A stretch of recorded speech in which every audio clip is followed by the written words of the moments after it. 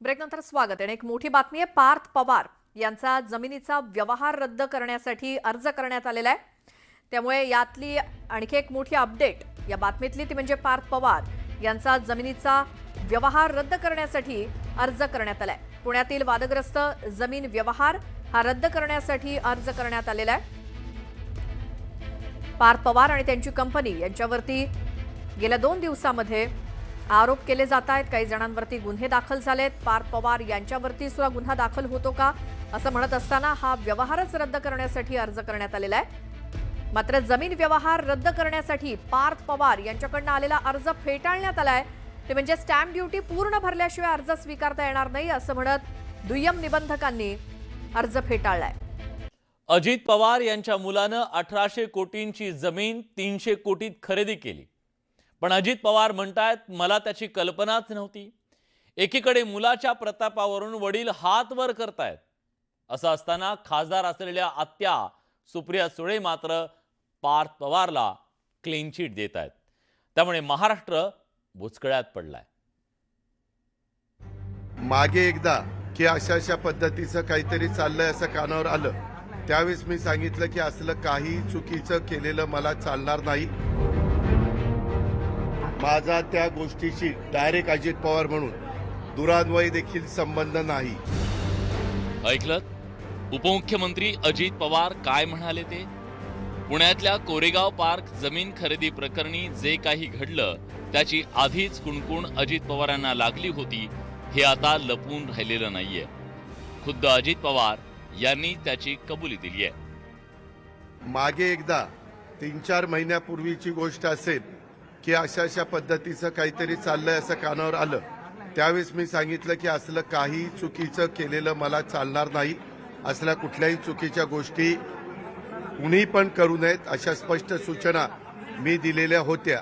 परंतु त्याच्यानंतर परत काय झालं ते काही मला माहिती नाही। कोरेगाव पार्क मधील 1800 कोटींची सरकारी जमीन पार्थ पवारांच्या अमेडिया कंपनीनं अवघ्या 300 कोटींना विकत घेतली।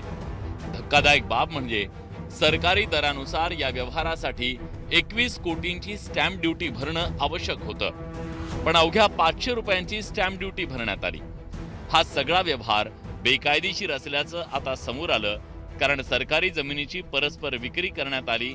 त्यामुळे हा सगळा व्यवहार संशयाच्या भोवऱ्यात आहे।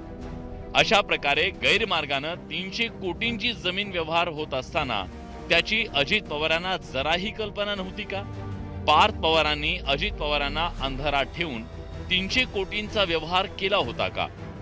सरकारी मालकीची जमीन पार्थ पवारांच्या कंपनीनं कशी खरेदी केली? अजित पवारांना या व्यवहाराची कल्पना असतानाही त्यांनी पार्थ पवारांना का रोखलं नाही? अशा एक ना अनेक प्रश्नांचा उलगडा होण्याची आवश्यकता आहे। दरम्यान अजित पवारांनी या प्रकरणी आता हात वर केले। माझा त्या गोष्टीशी डायरेक्ट अजित पवार म्हणून दुरान्वयी देखील संबंध नाही। मला 35 वर्ष महाराष्ट्रातली जनता ओळखते। त्या संदर्भामध्ये मी उलट ह्या निमित्तानं संपूर्ण माहिती घ्यायचं ठरवलेलं आहे। एकीकडे अजित पवारांनी हात झटकले तर दुसरीकडे मात्र सुप्रिया सुळेंनी भाचा पार्थ पवारची पाठराखण केली आहे। पार्थ पवारांचा विषयच येत नाही याच्यात। हे महाराष्ट्र सरकारचा इंटरनल इश्यू आहे। पार्थ पवारांचा विषयच येत नाही याच्यात। महाराष्ट्र सरकारचं पहिलं स्टेटमेंट काय आलं की जमिनीचा व्यवहार होऊ शकत नाही। मान्य, तुमच्या चॅनलवर पाहिलेल्या गोष्टी मी तुम्हाला बाय सिरियल सांगते। जर व्यवहारच होऊ शकत नाही तर स्टॅम्प ड्युटीची नोटीस कशी काय आली? आणि मग किती नक्की त्याच्यात पण तफावत आहे। तहसीलदाराला का तुम्ही काढला जेव्हा तहसीलदार म्हणतोय की मी नाहीच सही केली? मग नक्की गोलमाल आहे भैया, कुछ दाल में कुछ बडा काला है। पार्थ पवारांची या तीळ मात्र ही चूक नाही। जे काही चालली आहे मीडिया ट्रायल हा एक सूत्रबद्ध कटाचा भाग आहे। जाणीवपूर्वक अजितदादांना आता निवडणुकीच्या तोंडावर बदनाम करण्याकरता एक ट्रॅप आहे। आता हा ट्रॅप कोणाचा आहे हे तुम्ही विचारू नका। आमच्या बऱ्याच काही गोष्टी लक्षात येतात, पण आम्हाला मर्यादा आहेत, त्यामुळे आम्ही बोलत नाही। पार्थ पवारांनी 300 कोटींचा जमीन व्यवहार केला आणि त्याची साधी कल्पनाही अजित पवारांना नसावी, यावर कोण विश्वास ठेवणार? हा 40 एकर जमीन कोरेगाव सारख्या ठिकाणी 1800 कोटीचं व्हॅल्युएशन असलेली जमीन खरेदी करतो आणि वडिलांना माहिती नाही। हे कोणाला तरी खरं वाटेल का? कोणाला तरी खरं वाटेल का? आणि मग माझा याच्याशी संबंध नाही असं कसं म्हणू शकतात अजितदादा? माझं याच्याशी संबंध नाही असं अजितदादा कशा पद्धतीनं म्हणू शकतात?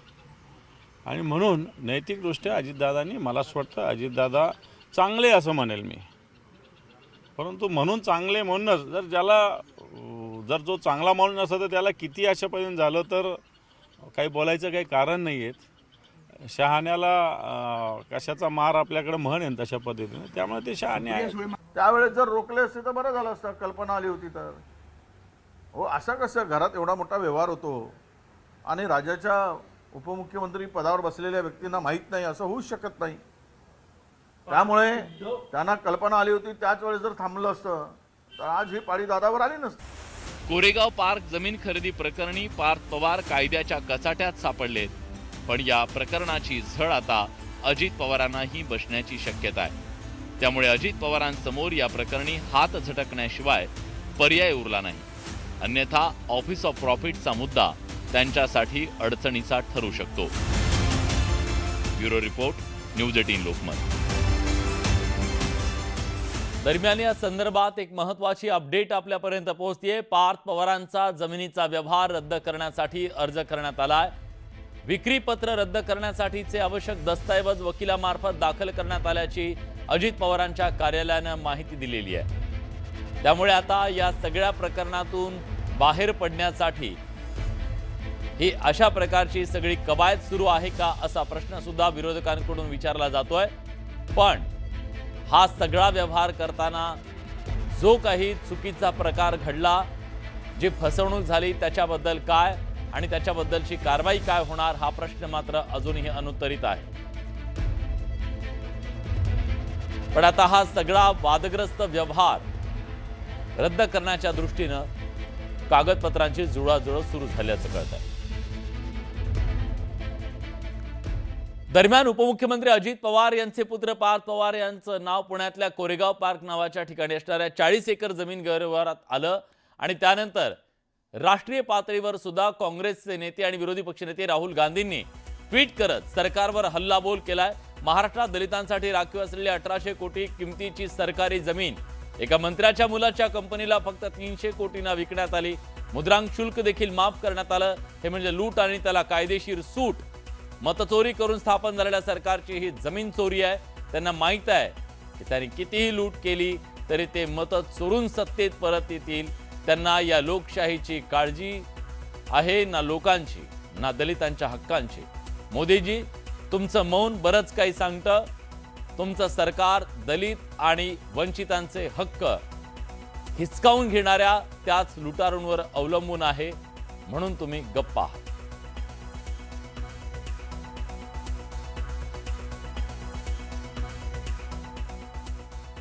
तिकडे उद्धव ठाकरे मराठवाडा दौऱ्यावर आहेत. गेले 3 दिवस उद्धव ठाकरे नुकसानग्रस्त शेतकऱ्यांशी संवाद साधतायत. आज तिसऱ्या दिवशी उद्धव ठाकरे नांदेड, हिंगोली, परभणीत शेतकऱ्यांशी संवाद साधला. हिंगोलीत बोलताना शेतकऱ्यांच्या कर्जमाफीच्या मुद्द्यावरून सरकारवर त्यांनी घणाघात केला. हिंगोलीचे आमदार संतोष बांगर यांचं नाव न घेता त्यांनी टोला लगावला. मुख्यमंत्र्यांना विचारायचं, तुमच्या मनात तरी स्वच्छ आहे का? भ्रष्टाचार करू नका. आणि तुम्ही तुमच्याकडे भाजपात आले तर सगळ्यांनी भ्रष्टाचार करायचा. म्हणून मी सगळ्या मुख्यमंत्र्यांना विचारलं की महाराष्ट्रातले सगळे शेतकरी भाजपात आले तर तुम्ही त्यांचं कर्ज माफ करणार आहात का? पारावरती येऊन मुख्यमंत्री बसले पाहिजेत, असं पारावरती येऊन पालकमंत्री बसला पाहिजे, असं पारावरती येऊन तुमचा बेटकुड्या काढणारा आमदार बसला पाहिजे. आता कुठे गेली बेटकुळी त्याची? गेली आवा. सिंधुदुर्ग जिल्ह्यातील कणकवली नगर पंचायतीत शिवसेना आणि ठाकरेंची सेना एकत्र येण्याची शक्यता आहे. या एकत्रीकरणासाठी कणकवली शहर विकास आघाडी या नावानं नवीन आघाडी निर्माण करून दोन्ही गट एकत्र येण्याची चर्चा रंगली आहे. त्यामुळे राजकीय वर्तुळात सध्या चर्चा सुरू झाल्यात. कणकवली शहरात याबद्दल गुप्त बैठक झाल्याची माहिती समोर येते. या बैठकीत नगरपंचायतीच्या आगामी निवडणुकीच्या पार्श्वभूमीवर दोन्ही एकत्र येण्याची चर्चा झाल्याची माहिती समोर येते. शहरातल्या व्यक्तींनी जी सगळ्या प्रतिष्ठित व्यक्तींनी येऊन सांगितलं की आपण जर अशा प्रकारची आघाडी केली आणि जर निवडणुकीला सामोरं गेलं तर गावातलं वातावरण चांगलं राहील, अशा प्रकारचा निर्णय ह्या गावातल्या शहरातल्या प्रतिष्ठित लोकांचा आहे. त्या निर्णयावर विचार करायचा नाही करायचा वरिष्ठांनी ठरवायचा. तो निर्णय आम्ही वरती पाठवलेला आहे. तो जर निर्णय झाला तर त्या निर्णयाप्रमाणे राहू, नाही झाला तर आम्ही जी शिंदे साहेबांच्या नेतृत्वाखाली धनुष्यबाण निशाने आम्ही निवडणूक लढवू. काही वेगळं काही नाही आहे. राणे विरुद्ध सर्व पक्ष एकत्र आजपर्यंतच्या निवडणुकांमध्ये आलेले आहेत. त्याच्यामुळे आम्हाला काही ते वेगळं वाटत नाही. ज्या पद्धतीने ते उतरतील त्या पद्धतीने आम्ही आमची तेव्हाची जी काही सिच्युएशन असेल तेव्हाचे उत्तर आम्ही तुम्हाला त्यानंतर देऊ.